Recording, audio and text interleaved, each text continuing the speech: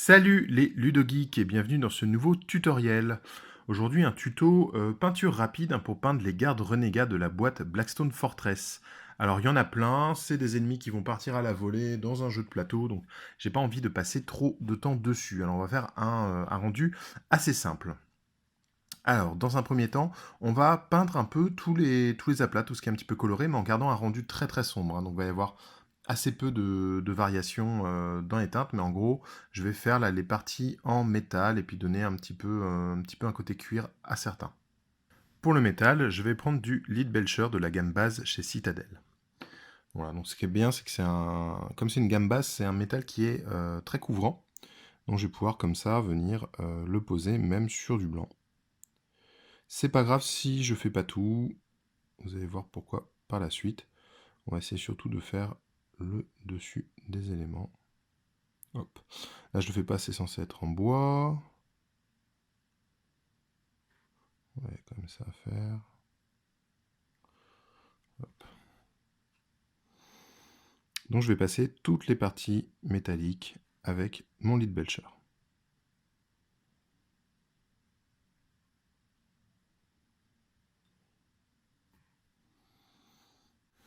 Voilà, donc j'ai mon Lead Belcher passé sur toutes les parties métalliques. Maintenant, je vais venir avec du Gryph-Hound Orange de la gamme Contrast, chez Citadel toujours, pour teinter quelques petits éléments. Donc comme c'est sur du blanc, enfin gris-blanc, hein, c'est une figurine qui a reçu une sous-couche noire, puis un zénithal de blanc. Je vais venir par exemple faire la petite sacoche qui est là. Pof, ça se fait tout seul. Très pratique, très fluide et très facile à utiliser les contrastes, hein. Tac. C'est pas très grave si je déborde, hein, on est dans de la peinture rapide, quoi. Hop là. On va faire... Ah oui, alors ils ont voulu faire un garde avec des trucs partout, là. Il y a des espèces de tiges, je sais pas ce que c'est. Bon. On va passer tout ça en orange aussi. Hop. On va faire en fait l'espèce d'arrière de botte qui tient la partie métallisée. La chaussette qui tient les protèges tibia. Puis tant qu'on est, on va faire les pieds aussi. Hop.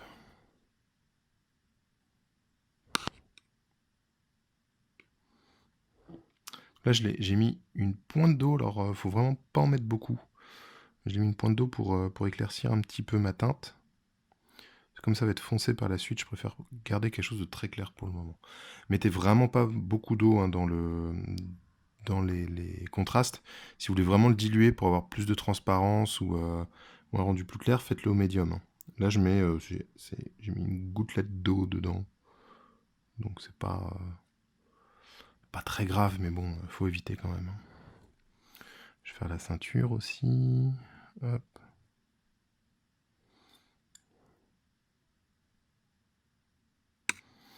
Qu'est-ce qu'on va faire? On va faire les bandages là qu'il y a sur le bras.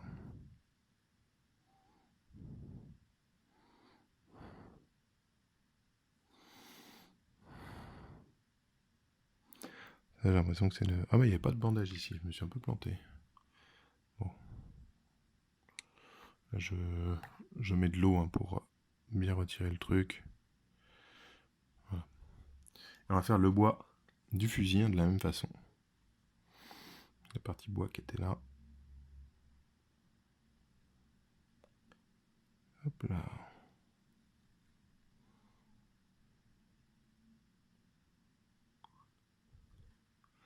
Voilà. On laisse bien sécher. En fait, on va venir faire un gros lavis global, hein, sur tout ça. En bas. On va en profiter, on va faire la garde du couteau aussi. Évitera que ce soit un gris. En fait, comme là, je vais passer du noir sur toute la pièce, du noir contraste, le fait que j'ai des couleurs en dessous va apporter une teinte différente. Ça va être un gris coloré en fait plutôt qu'un gris simple, là où il y aura juste le blanc. On va même faire les petits boutons là. Donc voilà la figurine une fois qu'elle est sèche. Donc maintenant je vais passer directement avec le contraste Black Templar et je vais badigeonner ma pièce. Alors encore une fois, je vais d'abord la couper avec du médium, la diluer légèrement. Donc toujours le médium contraste de Games Workshop. Je je trouve qu'il réagit très très bien, mais encore une fois, pour avoir essayé d'autres contrastes aussi, d'autres médiums, pardon, on peut utiliser autre chose, hein. On n'est pas forcé d'utiliser les produits de Games Workshop. Encore une fois, bon, là c'est prévu pour, donc c'est sûr que c'est un peu mieux. Donc voilà, bah là je vais badigeonner en fait pour avoir un rendu très très sombre. Donc là ça va ressembler à du lavis, hein, tout simplement. C'est comme si j'étais en train de faire un gros lavis, mais un lavis très marqué en fait, hein. Je l'applique sur tous les vêtements. Alors je vais essayer de pas trop déborder sur la peau, puisque là c'est pas, je n'ai pas encore traité la peau, donc hop, je me dis que je l'ai trop, vous voyez, je l'ai trop dilué là, donc je vais remettre du Black Templar directement dans mon mélange. Hop. Si trop dilué, ça perd beaucoup de pouvoir couvrant et c'est moins intéressant par rapport à l'utilisation que je compte en faire. Alors, le fusil, voilà, hop. Alors, vous voyez, je l'avais basé un peu à la va-vite, hein. Il y avait des creux qui n'étaient pas bien remplis de Lead Belcher. Et là, pouf, les creux ils deviennent vraiment noirs. C'est bien, c'est très très très pratique.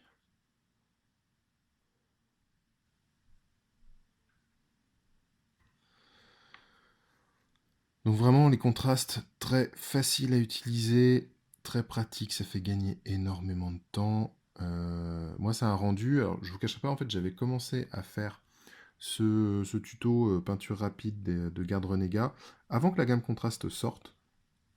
Et du coup, j'avais une étape avec plusieurs passages successifs de lavis noir, hein, pour obtenir ce résultat. Et là, en fait, bah, je l'ai en un seul passage de Black Templar. Ça me fait gagner encore plus de temps sur cette peinture rapide.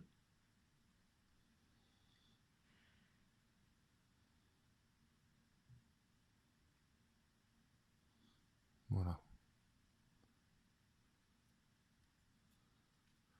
Il y a des petites choses, des petites réactions qui sont intéressantes, hein.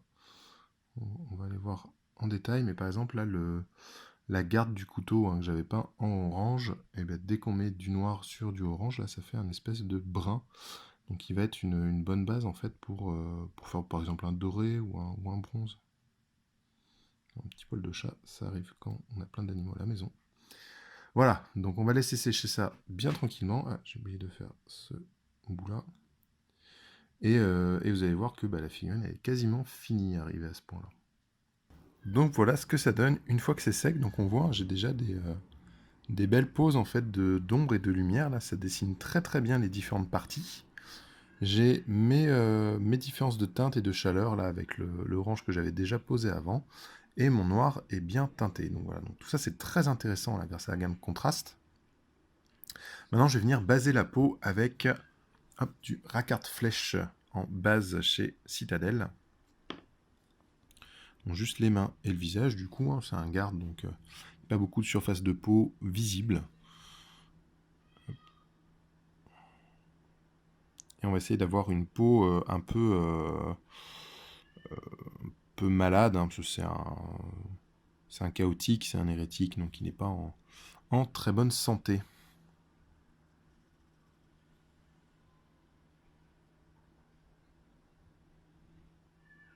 Un petit truc un peu gris violacé.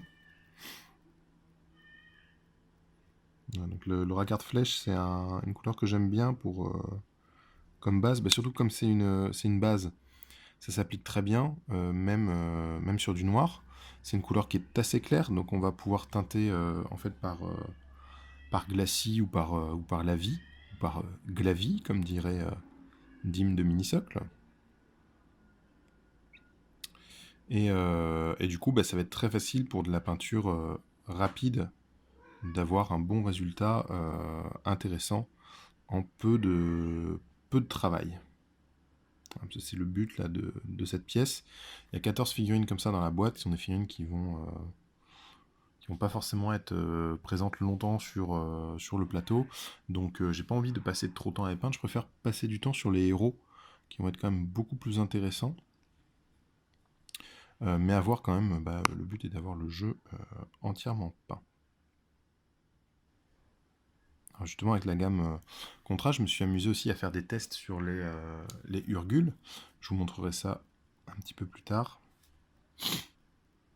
Mais ouais, cette gamme est vraiment très bien. Alors, elle est très bien pour les débutants, puisque ça va permettre d'avoir un rendu très efficace en très très peu de temps. Et elle est très bien, je trouve, pour le jeu de plateau, pour les mêmes raisons, parce que le jeu de plateau, souvent, on va peut-être passer un petit peu moins de temps que sur une armée d'un jeu de figurines, quoi. Surtout quand on a des troufions comme ça qui sont l'ennemi de base du jeu qu'on va tuer à l'appel, on n'a pas envie de passer trop de temps dessus.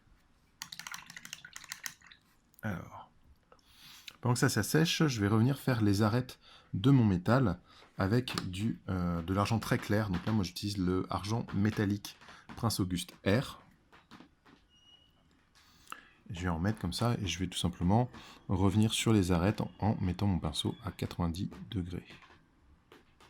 Tac, ça me permet de rehausser un petit peu différentes parties qui ont été passées en noir. Donner un petit peu plus de volume à la pièce.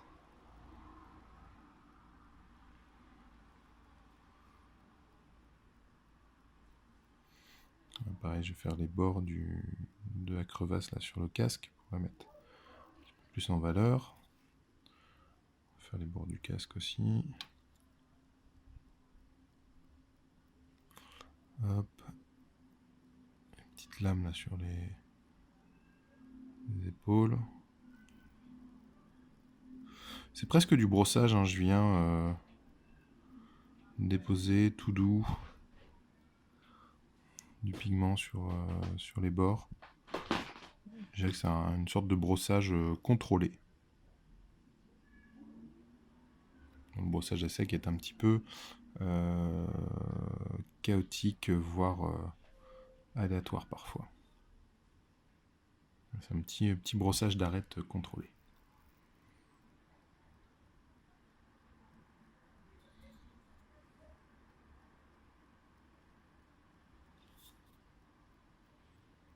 Hop.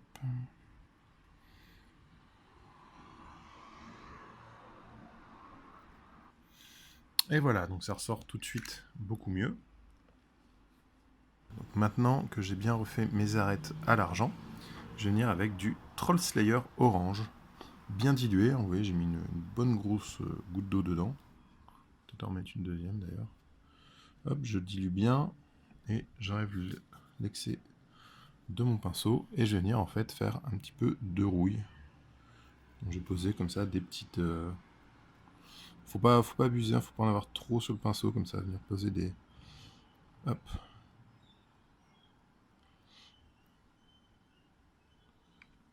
Des petites taches de orange, comme ça. À la base des lames de déco, là. Tac, un petit peu dans la cotte de maille.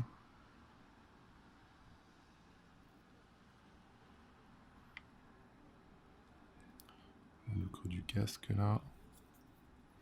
Parce que, comme chacun sait, hein, c'est du garde chaotique. Ça devient chaotique parce qu'il supporte plus l'autorité et les commissaires qui leur disent de cirer leurs bottes et d'entretenir leurs équipements. Donc première chose qu'il fait quand il devient chaotique, le garde, il arrête d'entretenir son équipement et il rajoute des lames et des trucs qui piquent partout sur son armure.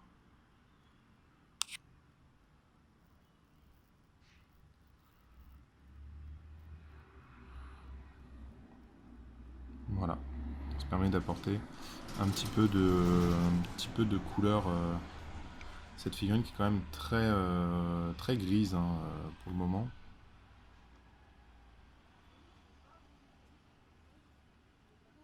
Quand il y a des crevasses ou des choses comme ça, on peut venir rajouter du orange dans la crevasse, ça marche très très bien. Pas hésiter à certains endroits à insister un peu, à repasser même vous avez déjà mis pour créer de la variation. Là, je fais la rouille avec du Troll Slayer orange, mais vous pouvez attaquer avec quelque chose de beaucoup plus chaud. Hein. Par exemple, souvent j'utilise du lava orange de chez Army Painter, qui est un peu plus rougeoyant. Mais là, j'aime bien le côté un petit peu délavé du Troll Slayer, donc j'ai voulu faire au Troll Slayer pour celui-là. Bon, bah maintenant, on va traiter la peau, et puis ce petit garde sera terminé. Et il y a des détails, là, je sais pas ce que c'est dans les bottes, là. Je sais pas ce que c'est ces trucs-là, mais bon, ça va rester comme ça. Pas trop visible, on sait pas trop ce que c'est. Donc pour les mains et le visage qui ont été basés en racard flèche, je vais venir passer du contraste Gilliman Flèche. Voilà, c'est un super contraste qui permet de... Alors là, j'ai mis un tout petit peu d'eau, une demi-gouttelette.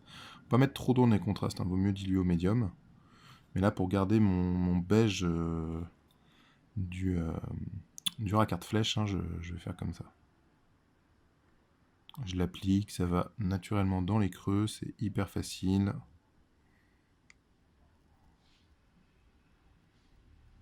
Hop. On fait les mains.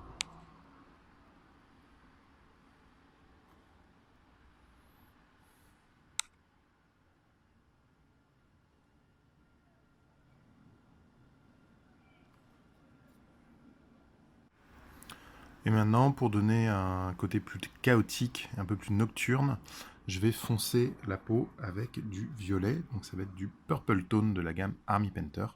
Alors c'est une étape qui n'est pas forcément nécessaire, parce que si vous regardez là, le rendu est très bon. Hein. C'est juste pour avoir un côté un petit peu plus chaotique, un peu plus voilà, dieu de la ruine, tout ça. Donc je dilue avec un petit peu d'eau. Et j'ai en prélevé vraiment un tout petit peu. Hein. Le but c'est pas de faire un mec violet, mais d'avoir des petites ombres violacées.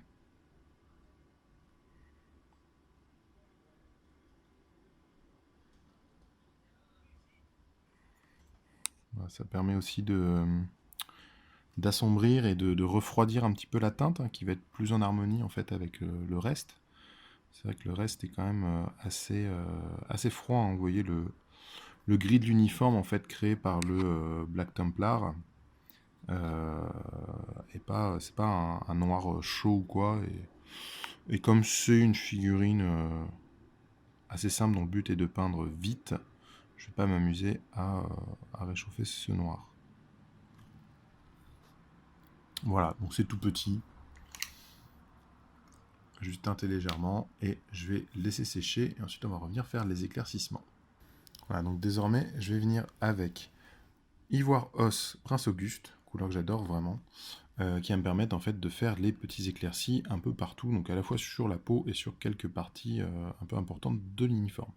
Alors je dilue bien, je prélève sur mon pinceau comme ça, et je viens refaire donc les petits, les knuckles, je sais plus comment on dit en français, les jointures des points quoi. Hop, voilà, pour bien mettre en avant, on va faire le nez, un petit peu les pommettes. Pas peine d'insister trop, parce que comme le visage est sous le casque, hein, de toute façon, on le voit pas. Et je vais venir faire un petit peu quelques petits bords comme ça de son uniforme. Alors le plus simple, c'est de se mettre à 90 degrés de la pièce et de venir en fait souligner comme ça certaines parties. Hop. C'est très léger, je vais insister un petit peu sur le coude ici. Mais pas la peine d'en faire trop.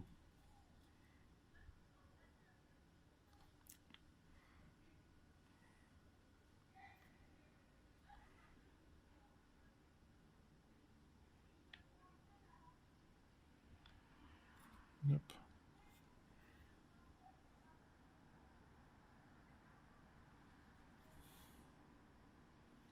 Et voilà. Bon bah là, mon garde est prêt. Hein. Donc une peinture rapide qui va me permettre de peindre très rapidement tous les petits gardes de la boîte. On va même rajouter un petit ici. Voilà, voilà.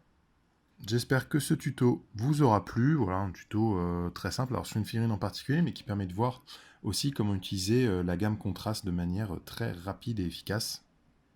un petit peu en espèce de lavis général, hein, sur des couleurs très claires, appliquées tout d'un coup en badigeonnant, et ça marche très très bien. En attendant, je vous fais des bisous et je vous dis à très bientôt sur la chaîne de Grégoric.